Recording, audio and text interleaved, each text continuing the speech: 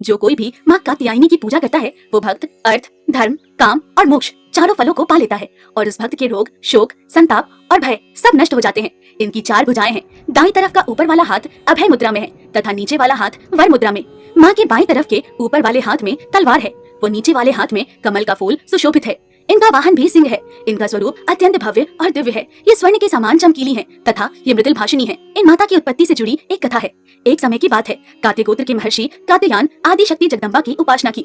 वर्षों तक वो माँ जगदम्बा की उपासना करता रहा और एक दिन माँ प्रसन्न होकर, मैं तुम्हारी भक्ति से बहुत प्रसन्न हूँ, मांगो पुत्र, क्या वर मांगते हो? हे माता, वर्षों से मैं आपकी इस रूप में आराधना कर रहा हूँ। मेरी कोई बहुत बड़ी इच्छा नहीं है, किंतु मैं चाहता हूँ कि आप जैसी शक्ति से संपूर्ण मृगभाषी तथा तेजस्वी बालिका मेरे यहाँ जन्म ले। तुम्हारी भक्ति से मैं बहुत प्रसन्न हूँ। मैं तुम्हें वचन देती हूँ कि मैं कन्या के रूप में तुम्हारे घर में जन्म लूंगी तथा संसार में वैज्ञानिक दृष्टि से होने वाले कार्यों को संपूर्ण करूंगी।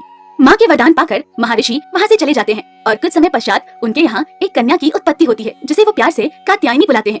पुत्री के जन्म के बाद वो देखते हैं कि उनकी पुत्री सृजन में बहुत से कार्य को वैज्ञानिक तरीके से पूर्ण करती है। उस समय पर होने वाले नित्य नए प्रयोग माता कात्यायनी ने किए। पुत्री, तुम नित्य नए प्रयोग करती हो, किंतु कभी कभी तो मुझे समझ ही नहीं आता इन सब का प्रयोग आखिर कहाँ होता है।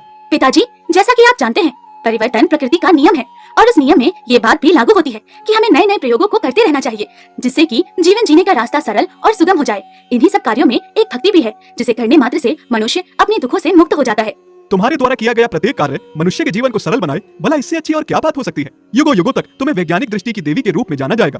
माँ कात्यायनी अपने कार्य में लगी रही और एक बार वृंदावन से सभी गोपियाँ भगवान कृष्ण से विवाह करना चाहती थी। इसलिए उन्होंने माँ कात्यायनी की पूजा की कि वो उनका मार्ग सुगम बनाए कि वो कृष्ण से विवाह कर सके। वृंदावन में, हे माँ, आप सब जानती हैं कि कृष्ण को हम सब अपने हृदय से प्रेम करते हैं, किंतु कृष्ण को पाना संभव नहीं है और तब तो बिल्कुल भी नहीं जब हम सब उन्हें अपने पति के रूप में पाना चाहते हैं। ये तुम सबका प्रेम ही है जो तुम कृष्ण से करती हो। मैं उसका सम्मान करती हूँ, किंतु अभी तुम लोगों ने कहा कि ये संभव नहीं है, तो फिर ऐसी प्रार्थना क्यों?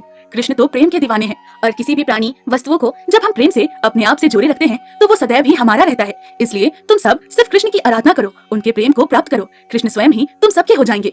माँ से मिले ज्ञान से वो सभी गोपियाँ कृष्ण के प्रेम में डूबे हुए भाव विभोर हो जाती हैं तथा माँ को ज्ञान देने के लिए धन्यवाद करती हैं। सब गोपियों ने यमुना किनारे कालिंदी यमुना पर ये प्रार्थना अर्चना की और उसी पूजन अर्चना से माँ का नाम ब्रजमंडल की अधिष्ठात्री देवी के रूप में प्रतिष्ठित है।